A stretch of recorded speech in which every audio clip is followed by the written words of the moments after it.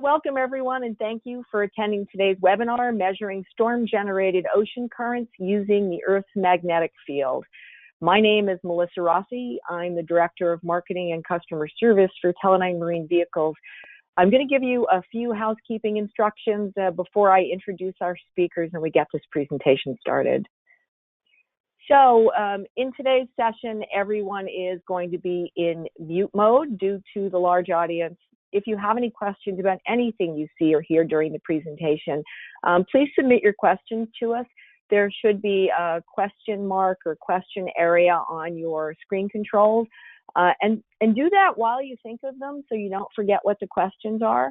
We will address all of the questions that we can get to at the end of the presentation. Hopefully we won't run out of time, but if we do, there'll be contact information on the final slide for you to reach out to folks to get your questions answered.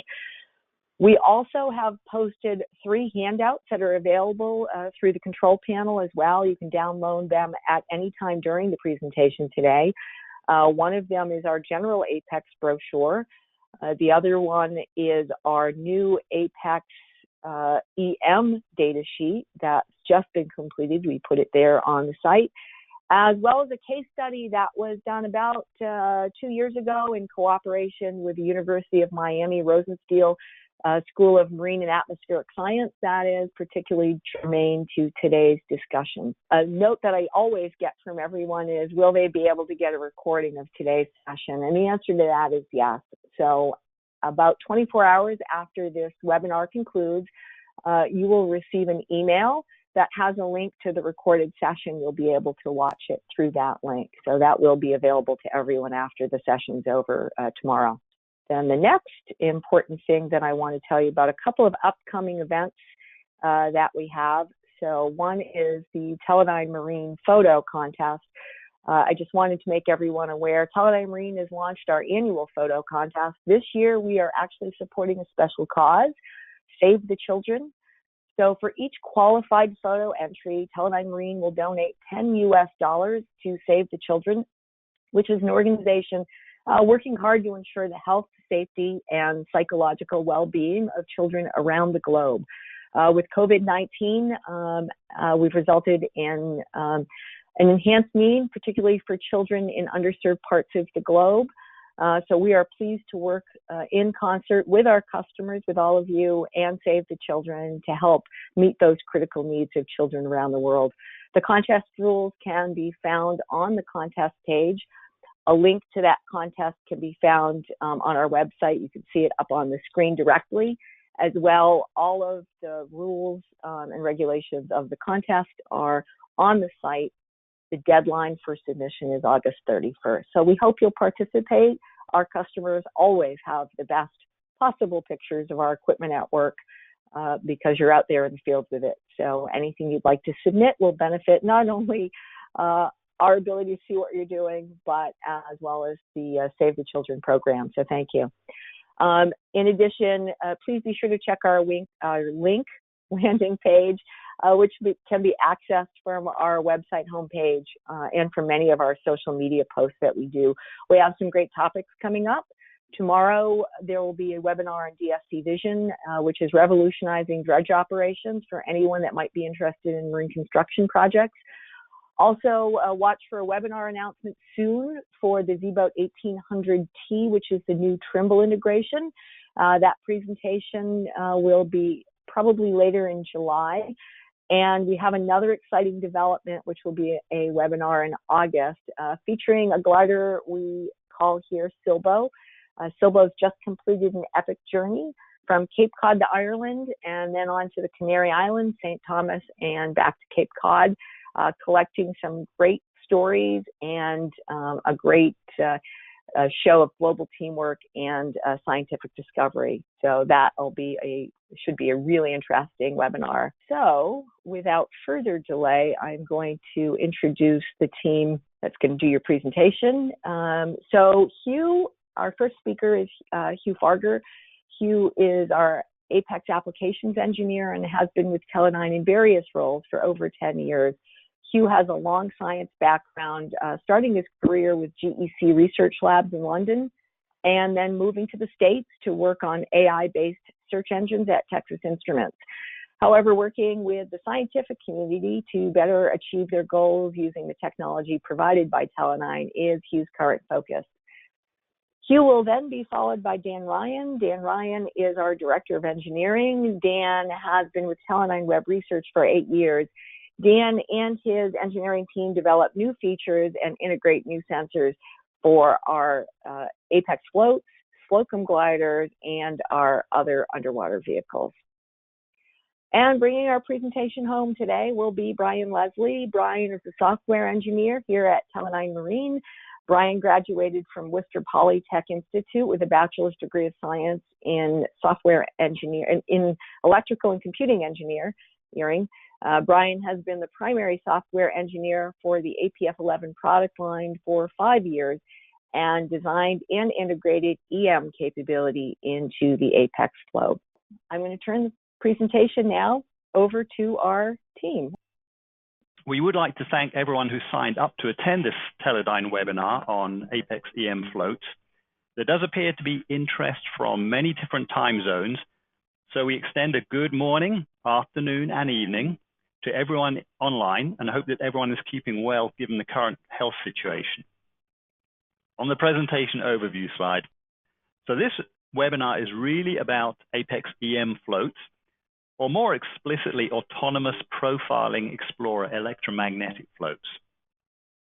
However, taking a sort of top-down approach, I'll first talk about where Apex EM floats fit within the Teledyne product lines and what the basic principles are behind how EM floats work.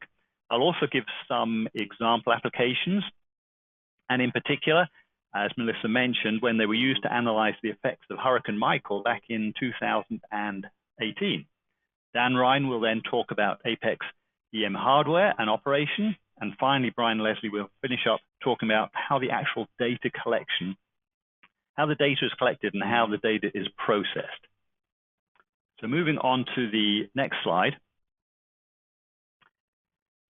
It is worth mentioning that Apex EM floats are just one autonomous vehicle that Teledyne provides from a collection of 23 product brands across 15 manufacturing and service centers. So we are a truly global organization with a lot of experience with that somewhat unique challenges that come with dropping things into the ocean. Okay, next slide, Melissa. So drilling down a little further, Apex EM floats are made by the Teledyne Marine Vehicles Group, which covers everything from unmanned surface vehicles to vehicles that have proven operations to 6,000 meters depth. And the range of products includes fully autonomous, tethered, and towed systems. So together with the other Teledyne Marine verticals, we're able to offer the advantage of one joint solutions provider for a whole host of applications ranging from single products to integrated systems. And the next slide. So drilling down further still, Apex EM floats are really one variant on an Apex float. Now, of course, Teledyne Marine, through Web Research, has a long history of providing Apex floats, originally driven mainly by the Argo project requirements, but now covering everything from biogeochemical floats to the Apex Deep, which, as I mentioned, can profile from 6,000 meters. So really, an Apex EM float is an Apex float with features that allow it to measure the absolute speed of moving water throughout the water column to within a few centimeters per second accuracy. Now, the float can also carry other sensors, but really it's the EM technology that's the subject of this particular webinar. And moving on to the next slide, Melissa. Right, is the next slide showing with the use of the Earth's magnetic? There we go. Now, it actually turns out that the basic idea behind this EM technology goes a long way back. In fact, back to 1832, when Michael Faraday used a cable across Waterloo Bridge in London to test the hypothesis that water, which is a conductor flowing across the Earth's magnetic field, would generate a small electrical field in the water, and therefore a small electrical current. The idea is perfectly correct, although unfortunately the electric current was far too small for Faraday to measure at the time. I guess current meters were not too sensitive back in 1832. But now, if you cast your mind back all those years to high school physics, to generate the electrical field in water that's moving horizontally, you need some vertical component of the magnetic field, which is, of course, conveniently provided by the Earth. So, for example, the figure on the slide on to the right shows that there's a vertical component to the magnetic field at every point on the Earth's surface, except maybe close to the equator where the magnetic field can be nearly horizontal. So if you know how large the magnetic field is, and we have maps for that, and you measure the electric current that it generates, then you can calculate the speed of the moving water to a surprising degree of accuracy. Now, this is actually shown in this slide here, which shows the Apex EM float implementation. And fast forwarding to the early 1970s, Tom Sanford at Woods Hole in Massachusetts and others realized that even a drifting, namely non-stationary profiling float could be fitted with external electrodes and deployed anywhere in the ocean to measure these electric fields. The data could then be used to calculate the speed of the moving water from the deepest descent point all the way to the surface, and in much finer detail than other drifting sensors. Now you can see this illustrated in this slide because there's a vertical component to the Earth's magnetic field, and water, which is a conductor, is moving from left to right. So the result is an electric field from the back of the image to the front through the body of water with an associated electrical current that can be measured by the Apex EM float.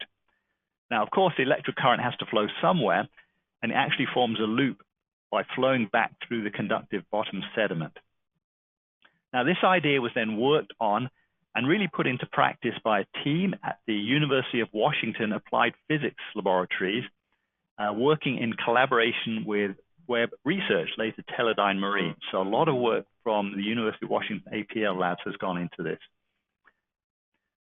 Now you can also see this in the slide that the Apex EM float is spinning, and that's something that Dan will talk about later in the webinar.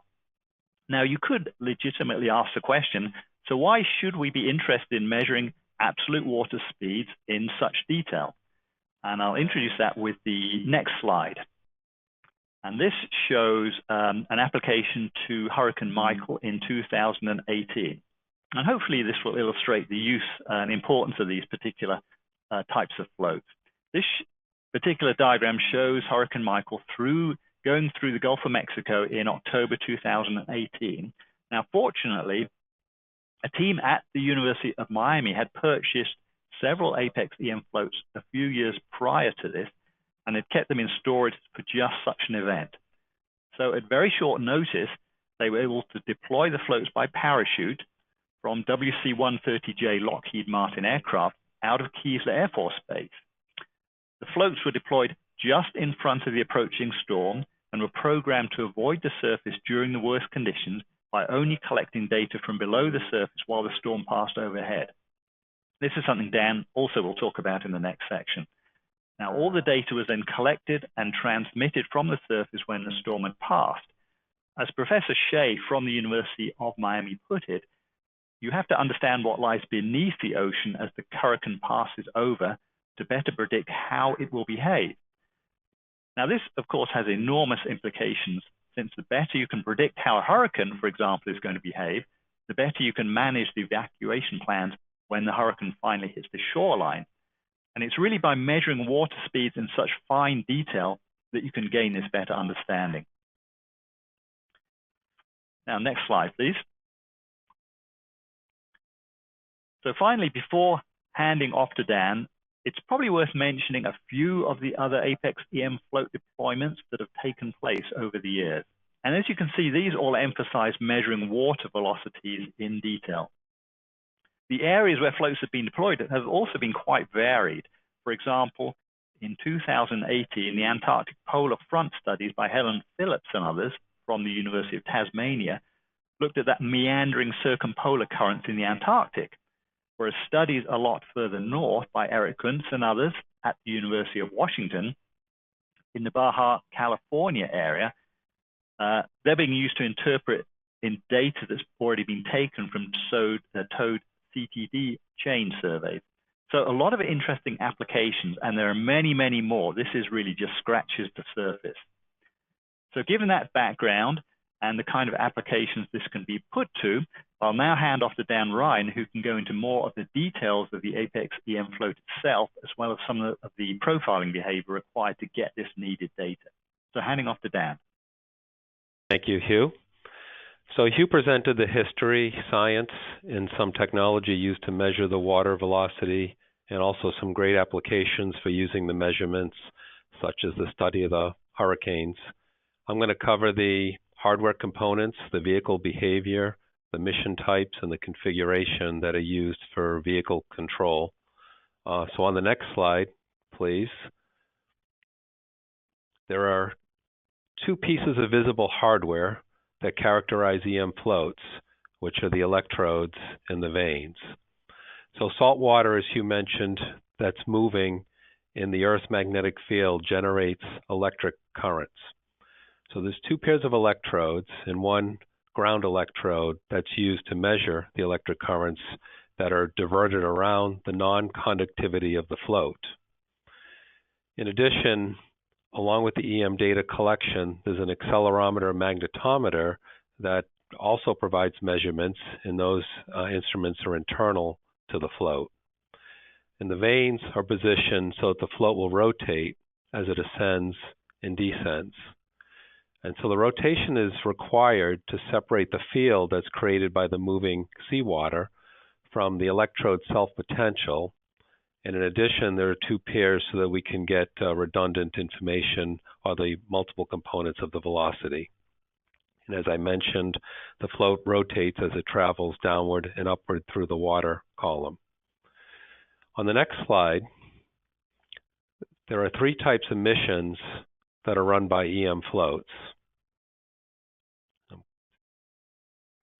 So one of the first type of mission is a standard Argo park and profile mission, in which the float will park for a period of usually 10 days in between profiling cycles. So each mission starts with a descent down to park, and then the float will drift at the park depth for a period of time. And then the float typically descends to a profiling depth, and then as it ascends through the water column, it collects samples. The float's also capable of collecting samples during both of the descent legs and during park. And then once the float reaches the surface, it will transmit all of the science data via the Iridium satellite network back to the server for processing. In addition, the float can also receive instructions for changes for the next mission cycle. Also important is there are several GPS readings that are taken at the surface that will be used for the EM data processing, which Brian will cover. On the next slide, I'm going to show you a typical EM mission pattern. So the float repeatedly, this is different than the park and the profile. So previously you saw the float would park for 10 days or so. So on an EM mission, it's different. There's no park involved. So the float will repeatedly descend and ascend and collect and report the EM data. And again, as it travels, it rotates. The turnaround depth can be changed in one of two ways. The float can be pre-configured due to a feature we have called mission sequencing to travel down to one particular bottom depth and then also be changed automatically to a new depth. For example, it can be traveling to 300 meters for 10 cycles, and then internally it would change or sequence its mission to a new depth of 500 meters. In addition, a new mission configuration file can be put on your server, and the float will download that and also, for example, could change the depth and other parameters that need to change. On the next slide, there's a third type of mission. So as Hugh mentioned, floats can be deployed out in front of a storm. In this example, you can see the floats traveling up and down, collecting EM data. However, it's not quite reaching the surface so that it stays beneath the storm. And then after the storm passes, the flow would resume the mission cycles back up to the surface to transmit the data. So during each of these cycles up and down, it's collecting and storing the data internally on the float. And then when it's finally able to get back up to the surface and transmit after the storm passes, all of the data from each of the cycles up and down would be transmitted in our science log. On the next slide, we have some key configurations that are used to control the float's behavior. So typically, the float needs to maintain a good rate, typically about 0.12 decibars per second in order for it to rotate. So how that works on the descent leg is we have a hyper-retract feature that will be used to adjust the float's buoyancy so that it rapidly descends about the 0.12 decibars per second for some number of decibars to the specified bottom pressure. In addition, the downtime parameter is also used to set the time in park, which I mentioned is typically 0, so that the flow will immediately turn around and do the ascent and continue to collect the EM data. And then during the ascent phase, we have a more tighter control. We'll also maintain the 0.12 decibars per second as specified, or other rates that may need to be specified. And the float will do periodic buoyancy adjustments that are called nudges. And so it'll maintain a more of a constant rate as it ascends. And that's typically used for other instruments that you have attached to the float. For example, it could be a dissolved oxygen sensor, FLBB, and then the typical PTS data that's collected. So the constant rate is typically maintained more on the ascent cycles to collect the science data. On the next slide, there are two EM parameters that are used to process the data before the float does the telemetry of the information back. So EM data is collected once per second. So every second we're reading the information coming in off the electrodes. And that's a lot of data, so that could be very costly to transmit. So as a result, the number of samples that are collected and processed on the float can be specified. For example, you could specify the required samples to be 50. And what will happen is the float will then collect up to the 50 samples and pre-process those samples on the float and transmit them. In addition, there's a parameter for a sliding window that can be specified so that the older samples are refreshed and the newer samples are brought into the batch of, say, 50.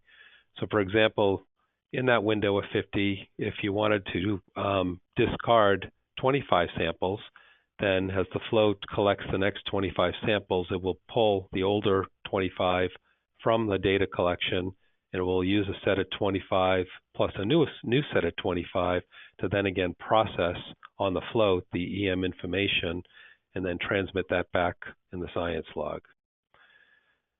So in addition, Brian will also cover that you can collect the 1 Hertz samples if you want for analysis. So this concludes my part, and Brian's going to cover the collection and processing of the EM data to include the importance of the GPS location and the world magnetic model. So on to Brian. Thanks, Dan. So as Dan mentioned, the next set of slides will cover how EM data is collected, how it is then processed by the float, and finally how ocean current velocity is calculated. Next slide, please. So this is an overview of the sampling configuration. APF-11 EM floats have the ability to collect data over configurable pressure range. As Dan mentioned, raw 1 Hertz EM data is collected by an independent processor board, and every 20 seconds, the float wakes up and collects a set of data before going back to sleep to conserve energy. Additionally, pressure, temperature, and salinity samples are being recorded every 2 decibars to correlate EM data to the depth at which it was collected. This slide shows an example of the sample configuration on the left that can be loaded onto the float to collect data as the float descends and ascends to and from 300 decibars. The sampling window, which is defined as where the data is collected, is slightly below the surface and extends down to the target depth, which is typically slightly above the apex of the descent. Next slide, please.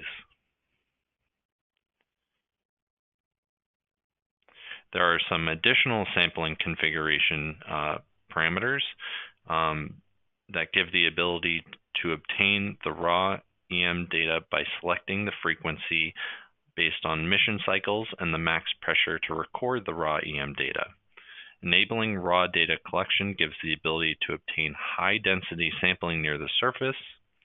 Raw EM data is recorded in a separate EMA log file. Next slide, please. In addition to EM data, the float also collects 3 GPS positions per profile, as illustrated on the screen. These GPS positions help with post-processing EM data into ocean current velocity and give context to where the data was collected. After the float reaches the surface and finds sky, it obtains the first GPS reading to finalize the position before closing log files for telemetry. A secondary GPS reading is obtained after closing log files, so the new set of log files contain a GPS position and have a starting point during the telemetry process, which could take several minutes. A final GPS reading is taken at the end of telemetry and can be used to track surface drift and also gives the position for the descent data for processing. After the float descends and ascends, it collects the first GPS reading again after finding sky to complete the profile. Next slide, please.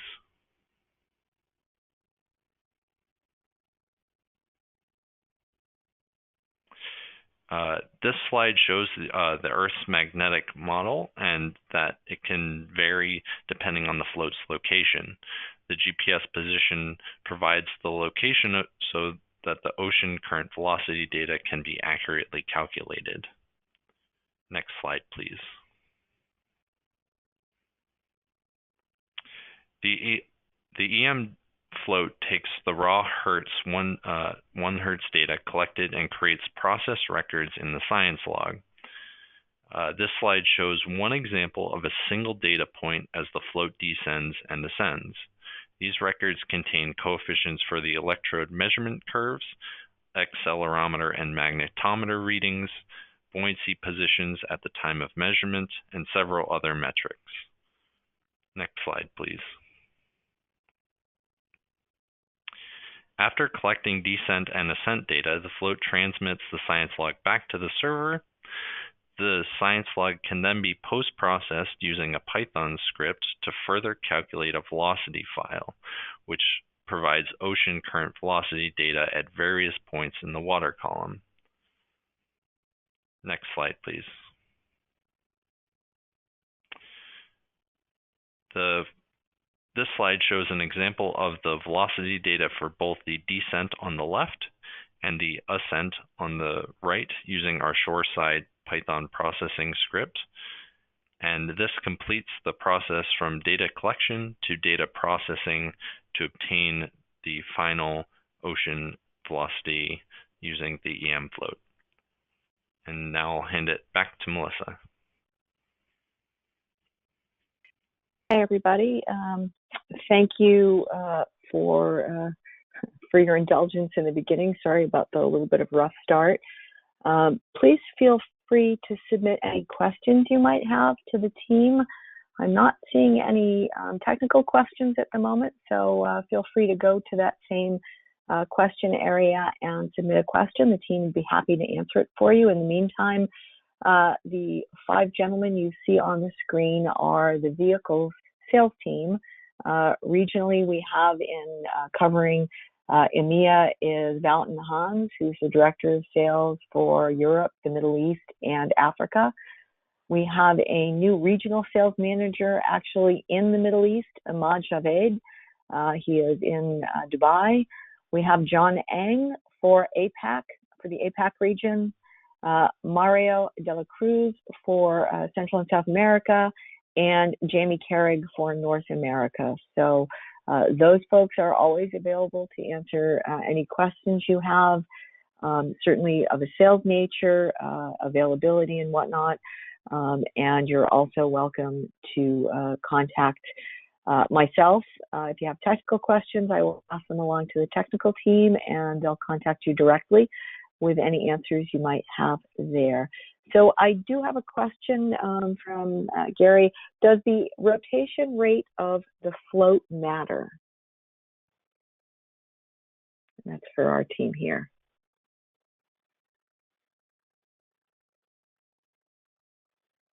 That might be one for Dan, maybe, but oh, certainly. Okay, I'm sorry. I'm trying to. Okay. Dan, you've got to unmute. There you go. Oh. No, now you're muted. There you go. A little bit of a delay. Yeah, I was trying to unmute. It was going back on again. Okay. I haven't heard that it does. I mean, I think the float can have various, excuse me, travel rates up and down. So I don't think that the rate, I haven't heard that the, you know, as it rotates, that matters in the calculations. But we can certainly look into that and see if we can get some more information on that. But yeah, I don't think it does. I think as long as it's traveling at the relative velocity that I mentioned, typically about 0.12 decibars. I mean, I'm sorry, yeah, per second up and down through the water column, it will rotate adequately to collect it in. Hugh, have you heard of any other?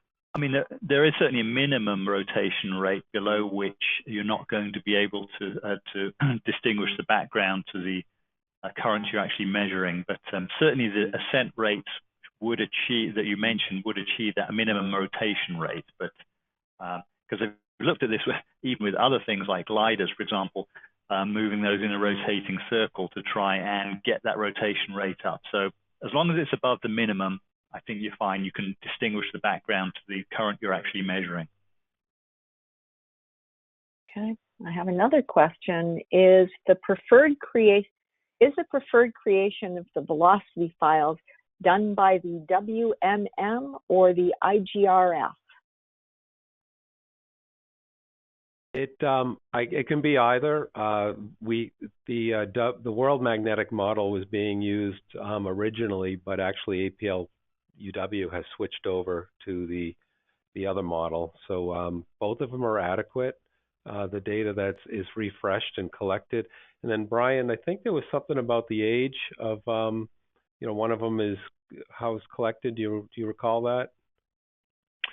Yeah, so the Python scripts that we provide use the IGRF model because it's a little bit more, it's generated more often, whereas the World Magnetic Model is the past, I believe like 5 years or so.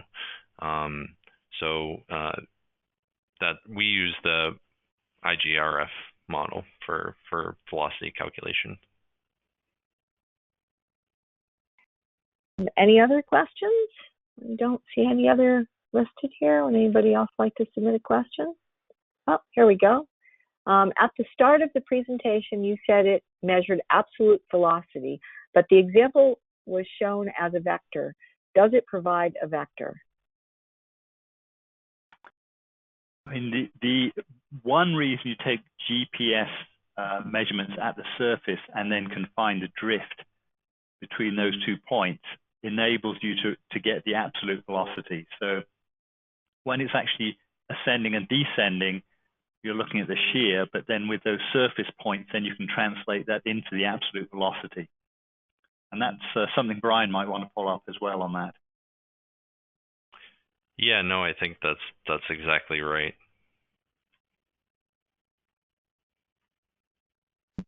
Any other questions from the audience?